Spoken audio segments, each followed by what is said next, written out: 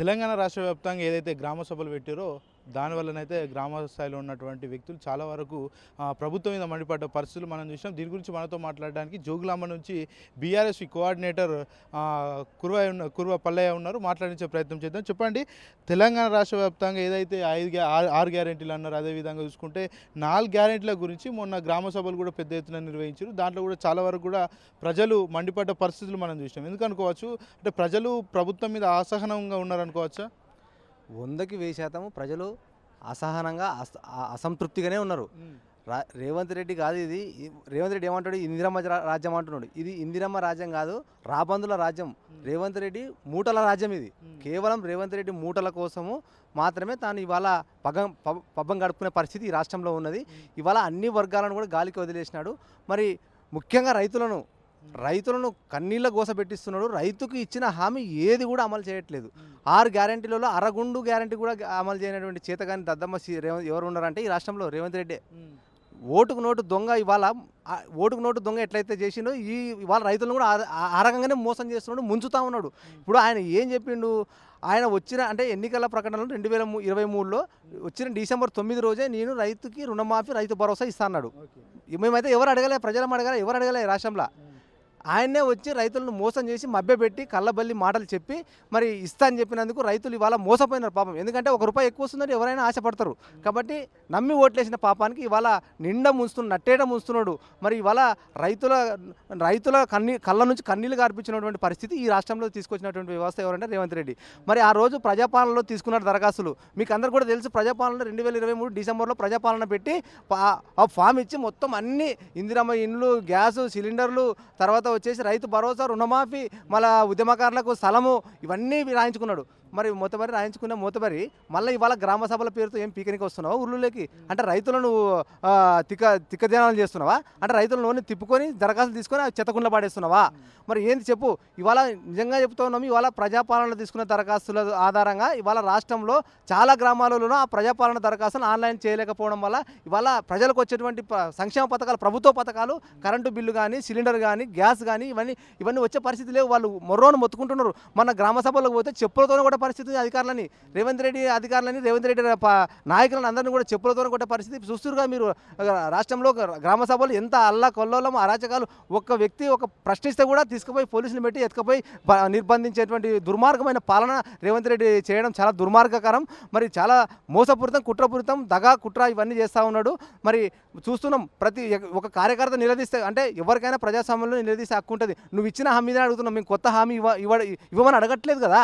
జనవరి 26 తారీఖున ఖచ్చితంగా కూడా రైతు భరోసా పథకం అమలు చేస్తాం. అర్ధరాత్రి కూడా ఏదైతే అకౌంట్లో పైసలు పడతాయని పెద్ద ఎత్తున గ్రామ స్థాయిలో ఉన్నటువంటి రైతులు కూడా అకౌంట్ చెక్ చేయిస్తున్న పరిస్థితి. అంటే మరి పడినాయి అనుకోవచ్చా? ప్రభుత్వం తరఫున కూడా మరి పెద్ద ఎత్తున కూడా ప్రచారం కూడా ఇచ్చింది దీని గురించి. ఊపుడు దంపులు సమావేశాలు తప్ప అంటే ఊసరవెల్లి కంటే ఘోరంగా నీచమైన స్థితిలో రంగులు మారుస్తున్న వ్యక్తి ఎవరంటే రేవంత్ రెడ్డి. స్వయాన ఒక రాష్ట్ర ముఖ్యమంత్రి, ఒక తెలంగాణ రాష్ట్ర ముఖ్యమంత్రి రేవంత్ రెడ్డి 2 మాటలు మాట్లాడవచ్చు ఒకే వేదిక మీద. అది కూడా నిన్న జనవరి 26 రోజు గణతంత్ర దినోత్సవం, 75వ గణతంత్ర దినోత్సవం పూర్తి చేసుకొని 76లోకి వచ్చినాము. మరి గణతంత్ర దినోత్సవం సందర్భంగా కూడా పచ్చి అబద్ధాలు చెప్పే ముఖ్యమంత్రి ఎవరన్నా ఈ దేశంలో ఈ ప్రపంచంలో ఉన్నారంటే ఒక రేవంత్ రెడ్డి. మరి ఏం చెప్తున్నాడు రేవంత్ రెడ్డి? మరి ఆయన అసలు ఇవాళ జనవరి 26 మేము ఇవాళ అర్ధరాత్రి నుంచి అంటే ఇవాళ సెలవు ఉందట. జనవరి 26 సెలవు ఉంది. సెలవు ఉన్నందుకు మేము ఇవాళ పడతలేవు ఇప్పుడు మీకు పైసలు, 12 గంటలు దాటిన మరుక్షణమే టికీ అని ₹6,000 మీ అకౌంట్లోకి వేస్తా అని మాట్లాడిండు. మాట్లాడుతూ ఒక 10 నిమిషాల తర్వాత మళ్ళీ ఏం చేసిండు? మళ్ళీ దొంగ కదా, దొంగకు వచ్చేది దొంగ బుద్ధిలో వస్తాయి. మళ్ళీ మాట మార్చి 31 లోపు నేను రైతు భరోసా చేస్తున్నాడు. మరి ఇప్పుడు చెప్పులతో ఎవరిని కొట్టాలా? ఎవరిని చెప్పుతోనే కొట్టాలా? ప్రజలు చెప్పులతోనే కొట్టాలి ఎవరిని? ముఖ్యమంత్రి రేవంత్ రెడ్డిని. మరి ఇంత ఘోరమైన, ఇంత నట్టేట ముంచే, ఇంత మోసపూరితమైన మాటలు మాట్లాడే ఈ ఊసరవెల్లి ముఖ్యమంత్రి ఈ రాష్ట్రానికి కరెక్ట్ కాదు. మరి 31 అని చెప్పి ఇవాళ రైతులు ఎన్ని రోజులు ముబ్బ పెడతావు? అంటే ఇవాళ పోయిన సంవత్సరం వానాకాలంలో రైతు భరోసా ఇవ్వలే, ఇప్పుడు యాసంగి కూడా రైతు భరోసా ఇస్తలేవు. అంటే నేను వచ్చిన డిసెంబర్ తర్వాత నేను వచ్చిన తక్షణమే నేను రైతు భరోసా ఇస్తా, రుణమాఫీ ఇస్తా అని చెప్పినటువంటి ముఖ్యమంత్రి రేవంత్ రెడ్డి ఇవాళ నీచంగా మాట మార్చి ఇవాళ రైతుల యొక్క కన్నీళ్లను పెట్టుకుంటున్నాడు. మరి రైతులను ముప్పు తిప్పలు పెడుతున్నాడు, రైతులను ఇబ్బందికరంగా చేస్తున్నటువంటి ముఖ్యమంత్రి ఎవరు అంటే రేవంత్ రెడ్డి ఉన్నాడు. మరి ఇవాళ చెప్తున్నాం కదా గ్రామ సభలో అని మళ్ళీ 4 పథకాలు అన్నాడు నిన్న. అంటే ఇంకోటి దుర్మార్గం, ఒక మండలంలో ఒక ఊరేనట. అంటే నువ్వు ఆ రోజు అది పైలట్ ప్రాజెక్ట్ కింద నువ్వు ఇచ్చే పథకమే కదా, నువ్వేమైనా పెద్ద ప్రాజెక్టు కడుతున్నావు, 1000 కోట్ల ప్రాజెక్ట్ కడుతున్నావు ఊర్లో. నీ పథకాలు ఇప్పుడు పథకాలు ఏమన్నా పథకాలలో కూడా పైలట్ ప్రాజెక్ట్ తీసుకుంటారా? ఆ రోజు కేసీఆర్ గారు వచ్చినప్పుడు రైతు బంధు కానీ రైతు భరోసా విషయంలో పైలట్ ప్రాజెక్ట్ తీసుకున్నాడా? టక్క అని అందరికీ ఏ దరఖాస్తు లేదు. దుర్మార్గమైన వ్యవస్థ రేవంత్ రెడ్డి ఏంటంటే దొంగ. ఆ రోజు కేసీఆర్ గారు ఉన్నప్పుడు ఏ దరఖాస్తు లేకుండానే రైతు బంధు రైతు భరోసా, మళ్ళీ రైతు ఏమన్నా అనివార్య కారణాల చనిపోతే ఆ కుటుంబం రోడ్డున పడకుండా ఆర్థిక భరోసా ఉండాలని ఆ రోజు 5 లక్షల భీమా ఇచ్చినటువంటి చరిత్ర ఎవరిదన్నా ఉందంటే ఈ ప్రపంచంలో కానీ దేశ చరిత్రలో కానీ కేసీఆర్ గారిదే. మరి నువ్వు పీకనిక ఇవాళ ప్రజాపాలన దరఖాస్తు ప్రతిసారి దరఖాస్తు ఎన్నిసార్లు దరఖాస్తు తీసుకుంటావా? నువ్వు నాకు అర్థం కాదు. ఎన్నిసార్లు ప్రజలను ఇబ్బంది పెడతావు, ఎన్నిసార్లు గ్రామాలకు రప్పిస్తావు, ఎన్నిసార్లు నువ్వు పోలీసులతో నిర్బంధిస్తావు? నీ దరఖాస్తు ఏమవసరం చెప్పు? రైతు భరోసా ఇవ్వడానికి నీకు దరఖాస్తు ఏమవసరం? రుణమాఫీ చేసుకునే దరఖాస్తు ఏమవసరం? సిలిండర్లు ఇవ్వడానికి ఏమవసరం? పింఛన్లు ఇవ్వడానికి ఏమవసరం? ప్రభుత్వం 10 ఏళ్ళ కేసీఆర్ గారి నాయకత్వంలో 10 ఏళ్ల కాలంలో పింఛన్లు ఇవ్వలేదా? సిలిండర్లు ఇవ్వలేదా? రుణమాఫీ ఇవ్వలేదా? రైతు బంధు ఇవ్వలేదా?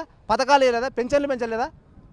నువ్వు అన్నావు ఈరోజు పెన్షన్లలో కూడా ఇంతవరకు నీ బతుకు కేసీఆర్ గారు ఇచ్చిన పెన్షనే ఇస్తున్నావు. ఇంతవరకు 4,000 అంటే 4,000 వికలాంగులకు 6,000 అంటే ఇవ్వలే. ఎక్కడ నువ్వు చేసేది?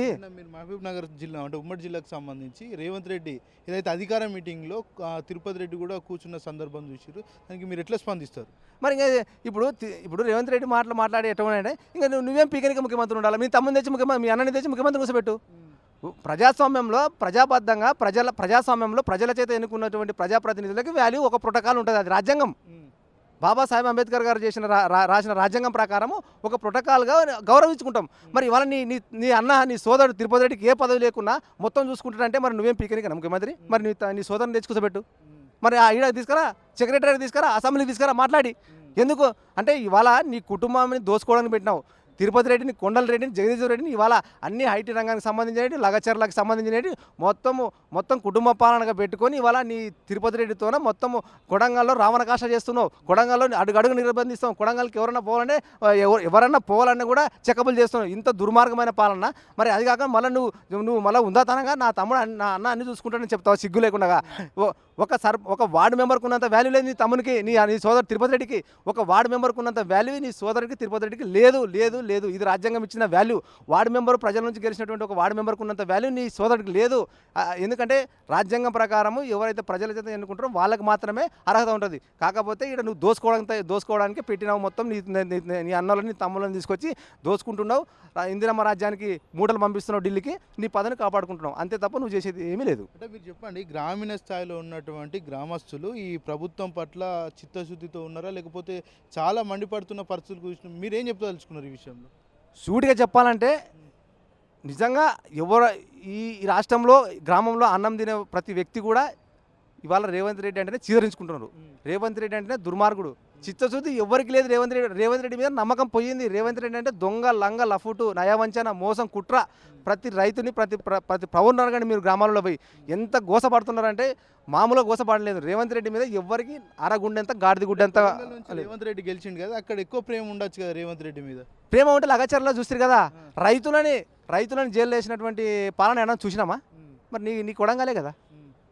మరి రైతులనే జైలు వేస్తున్నావు అంటే నువ్వు ఎవరికి విలువ ఇస్తున్నావు? నేను ఎట నమ్ముతారు వాళ్ళు పాపము ఏదో మనవోడు కదా, ఏదో సరే కొడంగలోడు ఏదో ముఖ్యమంత్రి అవుతున్నాడు అని ఏదో పాపానికి వాళ్ళు చేసినారు. మరి అటువంటి వాళ్ళని నువ్వు అట్లా చేయడం ఎంతవరకు సమంజసం? మరి వాళ్ళని ఎట్లా చూసుకోవాలి నువ్వు?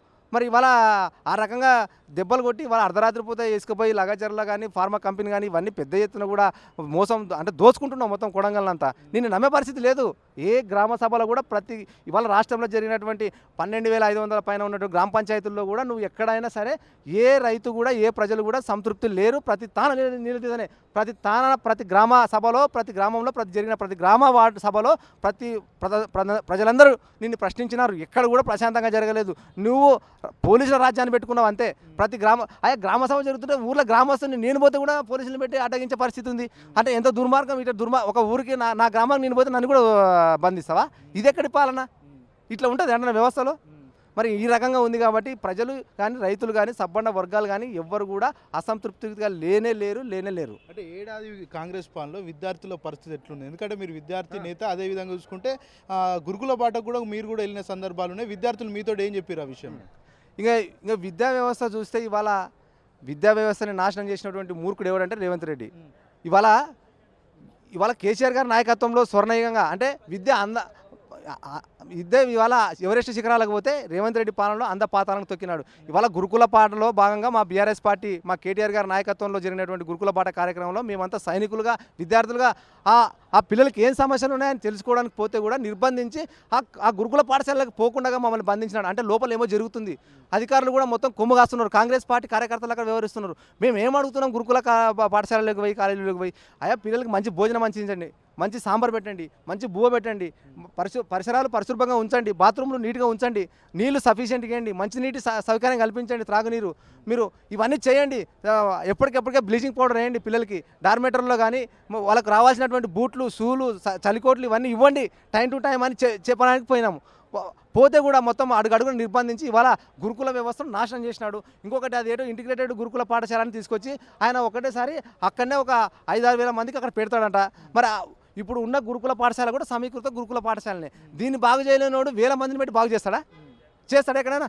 ఇప్పుడు దీంట్లో ఉన్న గురుకుల పాఠశాలలో దాదాపు 600 మంది 640 మంది అట్లా ఉంటారు. దీన్నే పట్టించుకునే పరిస్థితి లేదు. ఆయన ఒక్క తాను 25 ఎకరాలు పెట్టి ఎంత 125 కోట్లు పెట్టి కడతాడు. ఎప్పుడు కడతావు? నువ్వు ఎప్పుడు వస్తావు చెప్పు? నువ్వు కట్టేది ఎప్పుడు, పోయేది ఎప్పుడు? పిల్లలు అంటే నువ్వు ఇవాళ ఈ రాష్ట్రంలో బడుగు బలహీన వర్గాలు చదువుకుంటే నీకు ఇంట్రెస్ట్ లేదు, వాళ్ళ మీద శ్రద్ధ లేదు, ప్రేమ లేదు, వాళ్ళు చదువుకోకూడదు.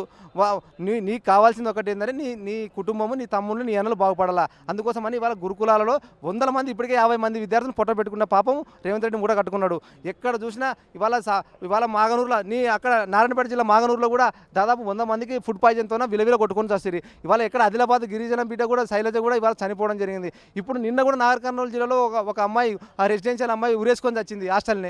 ఇవన్నీ ఉన్నాయి. ఇవన్నీ అంటే ఈ విద్యా వ్యవస్థను గాలికి వదిలేసి విద్యా వ్యవస్థ పైన నిర్లక్ష్యం వహించి ఇవాళ బడుగు బలహీన అంటే ఎస్సీ ఎస్టీ బీసీ మైనార్టీలు చదువుకున్నటువంటి గురుకుల పాఠశాల మీద నువ్వు వివక్ష చూపి కేవలం కేసీఆర్ గారు తెచ్చినారనే ఒక వివక్ష అంటే ఒక పగతో పెట్టుకొని ఇవాళ గురుకుల పైన వివక్ష చూపడం తగదు. తస్మాత్ జాగ్రత్త, ఖచ్చితంగా భవిష్యత్తులో నేను తరిమి కొడతామని డిమాండ్ చేస్తున్నాం.